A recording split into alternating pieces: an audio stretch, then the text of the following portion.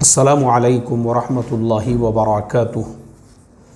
मोहतरम भाइयों, बुज़ुर्गों, दोस्तों, ये हमारा इस्लाही मुआशरा का 1257वां सबक है। कल के सबक में हमने इस इशू को उठाया था कि 78 मुसलमान लड़कियों ने हिंदू लड़कों के साथ में शादियां कर ली। अब बाज़ हमारे जो मुफक्किर है, बड़े बड़े जो स्कॉलर्स है, वो सिर्फ बयानबाजी करके और ये बोलकर स्कूटी छीनो, उनकी स्कूटी छीनो, मोबाइल मत दो उनको, यानी उन्होंने इसको मसले का हल समझ लिया। और मैंने इस पर डिटेल में रोशनी डाला था कि उन लड़कियों के बैकग्राउंड कैसे होते हैं, उनके हालात कैसे होते हैं, जिन हालात की वजह से हालात इस हद तक पहुंच जाते हैं कि लड़की अपना मज़हब छोड़ने के लिए तैयार हो जाती है।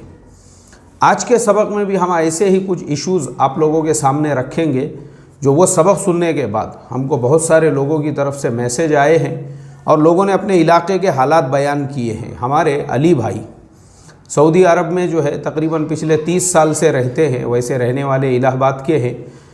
अली भाई अक्सर मुझे जो है मैसेज करके ये कहते हैं, बोले मौलाना हमारे इलाके के अंदर ज़ात और बिरादरी, इस मसले की वजह से भी हज़ारों लड़कियां ऐसी होंगी जो अपने घरों पे एड़ियां रगड़ रही हैं।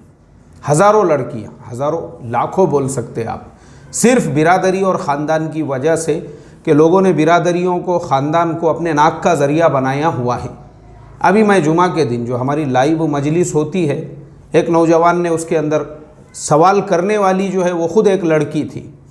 उसने ये सवाल किया, मौलाना मैं सैयद बिरादरी से ताल्लुक़ रखती हूँ और एक लड़का जो मेरे से निकाह करना चाहता है वो कुरैश बिरादरी से ताल्लुक़ रखता है, लेकिन मेरे माँ बाप किसी भी हालत में तैयार नहीं हैं निकाह करने के लिए। अब ऐसी हालत में हमने क्या करना चाहिए? अब मुझे आप बताओ, मेरा आप लोगों से सवाल है, अगर शेख बिरादरी की, सैयद बिरादरी की, पठान बिरादरी की, अंसारी बिरादरी की, मंसूरी बिरादरी की लड़की अगर वो कुरैश बिरादरी के, अत्तार बिरादरी के, मनियार बिरादरी के, नद्दाफ बिरादरी के, बागबान बिरादरी के लड़के से अगर निकाह करती है, ये ज़्यादा बेहतर है, फिर ये बेहतर है कि मुसलमान को छोड़कर वो डायरेक्ट किसी हिंदू के साथ में शादी करे? मुझे आप ये सवाल का जवाब दीजिए।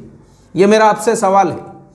यहाँ सिर्फ फ़र्क बिरादरी का है, लेकिन अरे आपका मज़हब एक है ना। कुरान में क्या फरमाया? वला तनकिहुल मुशरिकात हत्ता युमिन वला अमतुम मुमिनतुन खैरुम मिन मुशरिकतिन वलौ अअजबतकुम। यहाँ पे कुरान ने सराहतन जो हद मुकर्रर की है वो ईमान की है और इस्लाम की है। और यहाँ हमने जो हुदूद में तकसीम कर दिया बिरादरियों की बुनियाद के ऊपर, लोग बिरादरियाँ ऐसा खुरच खुरच के पूछते हैं, अल्लाह हिफाजत फरमाए। इसी वजह से ये सिर्फ हम लोगों ने, और इतना बड़ा मसला है इंडिया के अंदर तो मुसलमानों का, कि सिर्फ निकाहों के अंदर नहीं बल्कि बाज़ दूसरे उमूर के अंदर भी लोग बिरादरी देखते हैं, ख़ानदान देखते हैं। अपनी बिरादरी है क्या? अपना ख़ानदान है क्या? अपनी ज़ात वाले है क्या? अल्लाह हिफाजत फरमाए। मोहतरम दोस्तों, मैं तो सराहतन इस चीज़ के सख्त मुखालिफ हूँ और मेरे सबक है इसके ऊपर। आप देखो, मैं मेरा कोई भी सबक डिलीट नहीं करता हूँ। मैंने एक बार जो बोल दिया वो रिकॉर्ड हो गया यूट्यूब के ऊपर। आज हम 1257वां सबक दे रहे हैं, पहले सबक से आज तक, और उसके अलावा भी मेरे जुमा वगैरह के जो बयानात होते हैं, आप अगर तलाश करोगे कई मरतबा मैंने इस उन्वान पे सबक दिया कि मैं तो इस चीज़ का भी मुखालिफ हूँ। जो बाज़ मरतबा स्कूलों के अंदर मुसलमान बच्चे कामयाब होते हैं तो बाज़ लोग बिरादरी वाइज जो है उन बच्चों को इनामात देते हैं। फुलानी बिरादरी के जो बच्चे हैं कामयाब होने वाले, उनको इनामात से नवाजा जाएगा। अरे भाई, सिर्फ तुम्हारी बिरादरी मुसलमान है, बाकी जो मुसलमानों के बच्चे हैं जिन्होंने 90% लिए, जिन्होंने जो है 98% लिए, क्यों वो मुसलमान नहीं है? अगर आप हौसला अफजाई, हिम्मत अफजाई करना चाहते हैं, अरे हम तो ये सोचते हैं, क्योंकि हमारा फाउंडेशन हज़रत मौलाना सैयद अबुल हसन अली नदवी रहमतुल्लाह अलैह के अफ़कार और नज़रियात के ज़ेर सरपरस्ती है। तो हमारे नज़रियात भी वही है जो हज़रत मौलाना अली मियां साहब रहमतुल्लाह अलैह के थे, कि बिरादरी को दो छोड़ के यहाँ तक के मुसलमान भी, बल्कि पूरी कौमें, चाहे हिंदू हो, दलित हो, सिख हो, ईसाई हो, SC हो, ST हो, OBC हो, किसी भी ज़ात बिरादरी समाज के अगर बच्चे कामयाब हो रहे हैं, उनको भी इनाम से नवाजना चाहिए। चाहे वो हिंदू समाज के बच्चे हो, चाहे वो दलित समाज के बच्चे हो, चाहे वो क्रिश्चियन समाज के बच्चे हो, चाहे वो सिख समाज, अरे बच्चे बच्चे हैं यार, और वो बेचारों ने मेहनत की है। इसीलिए अभी हम हमारे फाउंडेशन के तहत में जो इंटरेस्ट का पैसा होता है उसके अंडर में भी अब जो हमारे बिरादरान वतन के जो बच्चे हैं, जो गरीब है, मुफलिस है, जैसे एक बच्ची के पास में 250 रुपये नहीं थे बस का पास बनाने के लिए, स्कूल को जाने आने के लिए ख़ुदकुशी कर ली वो बच्ची ने।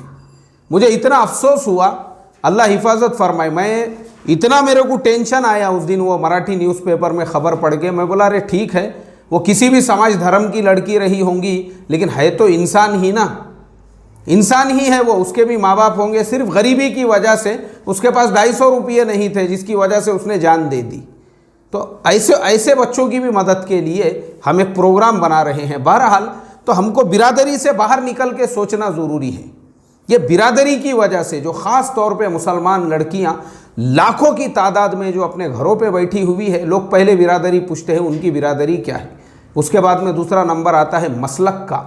भारत के अंदर ये इतना बड़ा मसला है, इतना बड़ा मसला है, मसलक कौन सा है, ख़यालात कौन से है, नज़रियात कौन से हैं।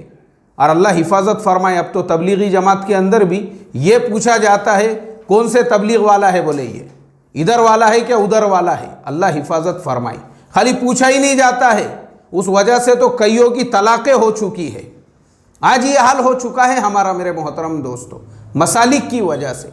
और अभी मेरे अज़ीज़ दोस्त है, वो बेचारे जो है अच्छे बड़े ताजिर है माशाअल्लाह, वो मुझे बताने लगे। मैं उनके पास बैठता हूँ अक्सर, कभी खाली औकात रहा मस्जिद में नमाज के लिए मैं जब जाता हूँ, मगरिब इशा के दरमियान में कुछ वक्त मिल गया, छुट्टी बच्चों को दिए, तब हम लोग बैठते हैं थोड़ी देर, कभी इशा के बाद 10-15 मिनट बैठ गए। तो ऐसी में एक दिन उनके पास बैठा हुआ था तो एक साहब आए, और आने के बाद में उन्होंने कुछ रिश्ते के ताल्लुक़ से बातचीत किए। उसके बाद में और 8 दिन के बाद आए तो मेरे दोस्त ने और उनसे बातचीत की, वो चले गए। तो हमारे दोस्त ने मेरे से कहा, बोले मौलाना पता है ये मसला क्या है? मैं बोला नहीं यार मालूम नहीं है। बोले ये पहली मर्तबा मेरे पास आई, बोले यार हमारे लड़की के लिए कोई रिश्ता देखो ना। तो 8 दिनों में मैंने रिश्ता तलाश करके रखा, एक नौजवान फुलाना, वो नौजवान जो है मैंने सेलेक्ट करके रखा, क्योंकि वो माशाअल्लाह दावत के काम से लगा हुआ है, नमाजी है, दीनदार है और हलाल रोज़ी कमाने वाला है। अब बोले ये 8 दिन के बाद आए तो मैंने इनको बोला कि भाई वो जो नौजवान है वो नौजवान, तो उन्होंने उठते ही मुझे पहला जुमला ये बोले, कौन सा नौजवान? वो ना, बोले वो नहीं वो कहाँ जमने वाला है, बोले अपने को नहीं भाई, अपने को जो प्योर है ना 100% अपने फ़िरक़े का, अपने नज़रियात का, अपने मसलक का चाहिए। वो अपने नज़रियात का थोड़ी है, बोले वो हाँ नमाजी है ठीक है चलता, बोले वो, मगर अपने को नमाजी और जुब्बा और टोपी और दीनदार और हलाल रोज़ी कमाने वाला वो चीज़ें अहमियत नहीं रखती। अपने फ़िरक़े का होना अपने को, अपने नज़रियात का चाहिए, अपने ख़यालात का, वो अपने लिए अहमियत रखता है। बोले वो चाहे फिर गंजेटी रहो, जुआरी रहो, शराबी रहो, गर्दुल्ला रहो, वो जो है फिर सुट्टा फूकने वाला रहो, सब चलेंगा अपने को, वो मसला नहीं। अपने लिए फ़िरक़ा अपना होना चाहिए, इतनी बात याद रखो बोले तुम, अपने फ़िरक़े का, अपने नज़रिए का। तो मोहतरम दोस्तों, इंडिया में मुसलमानों के बर्बादी की सबसे बड़ी जो वजह है ये बिरादरियाँ, ख़ानदान और ये फ़िरक़े है। क्यों मुसलमान इस मुल्क में 40 करोड़ होते हुए भी बेवज़न हैं, जिनकी कोई कीमत नहीं है, कोई कीमत नहीं, कोई वज़न नहीं है जिनका, सिर्फ इस वजह से बिखरे हुए हैं ये। अल्लाह हिफाजत फरमाए। तो बहरहाल मैं असल में आप लोगों को एक मैसेज पढ़ के सुनाना चाहता हूँ, जो ख़ास तौर पे, यानी हमारी जो बात चल रही थी कि हमारी मुसलमान लड़कियाँ जो हिंदू लड़कों से शादियाँ कर रही है, तो ये जो हमारे मुफक्किर जो है बड़े बड़े बैठे हुए, स्कूटी छीनो उसकी, स्कूटी छीनो, पकड़ो उसको, स्कूटी पकड़ के ले लो उसकी, मोबाइल मत दो उसको, यानी सारा कसूर डालो लड़कियों के ऊपर ही। और तुम निकलो मत बिरादरी के खौल से बाहर और मसलक के खौल से बाहर। ये भी तो सिखाओ ना हज़रत जाके उम्मत को कि बिरादरी के बाहर का भी सोचो। नहीं अपनी बिरादरी की लड़की होना, अपने बिरादरी का लड़का चाहिए, अपने मसलक का, अपने नज़रिए का। इससे भी बाहर निकलने की बातें करो ना कि खाली स्कूटी और मोबाइल छीनने को लगाते। और वही मेरा सबक सुनने के बाद मुझे जौनपुर से हमारे एक इस्लाह मुआशरा के मेंबर है, मैं उनका नाम नहीं बोलूँगा, लेकिन उन्होंने मुझे डिटेल्स के अंदर जो है एक मैसेज लिख कर भेजा है। मैं वो मैसेज आपको पढ़ के सुनाता हूँ, आप खुद समझ जाएंगे हालात कैसे हैं। हमारे वो साथी ने लिखा, अस्सलाम वालेकुम जी हज़रत, आपने बिल्कुल सही फरमाया कि मोबाइल और स्कूटी की चाबी छीनने से काम नहीं बनेगा।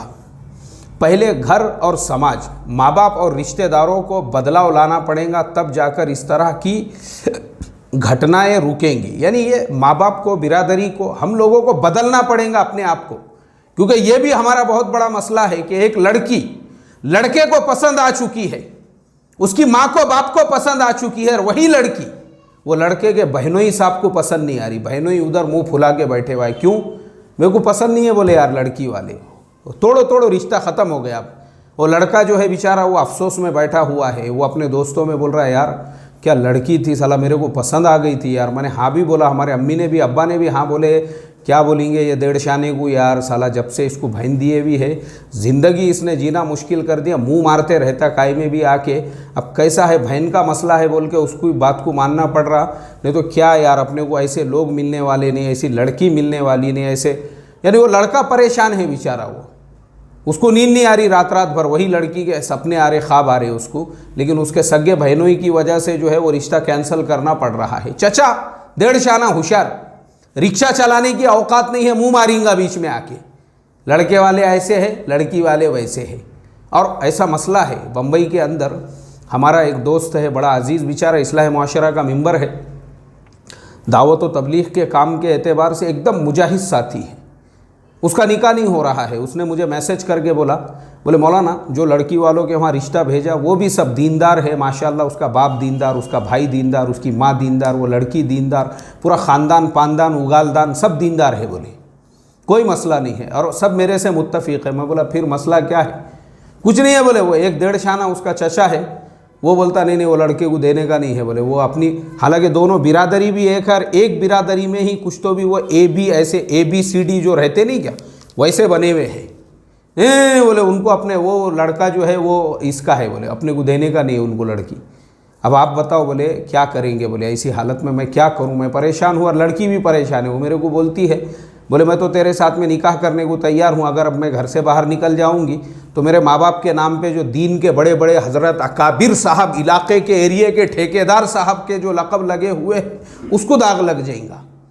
लड़का बोलता है यार मैं भी अगर तेरे साथ में निकाह करना है तो मैं भी कर सकता हूँ, लेकिन प्रॉब्लम यही आएगा कि मेरे भी नाम के साथ में जो बड़े बड़े अलक़ाब और जो सारी चीज़ें लगी हुई है, लोग बोलेंगे देखो हमारे अकाबिर साहब जो है माशाल्लाह इन्होंने कोर्ट मैरिज किए, ऐसा होगा। बोले बाकी कुछ नहीं, लड़का लड़की दोनों तैयार है। और जो चचा होशियार है, दीनदार, जिसके नाम पे भी बड़े बड़े लेबल लगे हुए हैं, वो क्या बोलता, नहीं देने का नहीं। बोले वो बिरादरी में, अभी मैं बोल सकता हूँ वो बिरादरियों के भी नाम, लेकिन अभी ज़रा मेरे को मुनासिब नहीं लग रहा। खैर, तो हमारे यहाँ पे लड़की पसंद आने में भी ये मसले हैं। तो वो हमारे जौनपुर वाले भाई ने लिखा, अब देखो उसने एक कारगुजारी लिखा मुझे, बोले हज़रत अभी 25 नवंबर को आज़मगढ़ के चमरा ढे गांव से जौनपुर के पोटरिया गांव में एक बारात आती है। सुबह 11 बजे बारात के लोग पानी पीते हैं, रिश्तेदार और बारात के लोग खाना खाते हैं, ज़ोहर बाद निकाह होता है। असर के बाद लड़की की विदाई करने के लिए गाड़ी गेट पर लगाई जाती है। दहेज का सामान एक दिन पहले भेज दिया गया और विदाई के टाइम दहेज की सुपर स्प्लेंडर मोटरसाइकिल की चाबी दी जाती है। बस फिर क्या था, दूल्हे साहब भड़क जाते हैं कि हमें ये मोटरसाइकिल नहीं, हमें बुलेट चाहिए। अब देखो ये ऐसे दूल्हे हैं, 35-35 किलो वज़न नहीं है इनका, वो भी पैजामे और नाड़े के साथ में, इनको बुलेट चाहिए। अरे उड़ींगा रे, हवा में उड़ींगा। मैं भी देखता हूँ रोड रास्तों पे, आंग पे 35 किलो गोश्त नहीं है, हड्डियों के ऐसे ढांचे हैं, लप लप कर रहे ऐसे हवा के साथ में उड़ के चले जाएंगा, उसको भी बुलेट चाहिए आज के ज़माने में।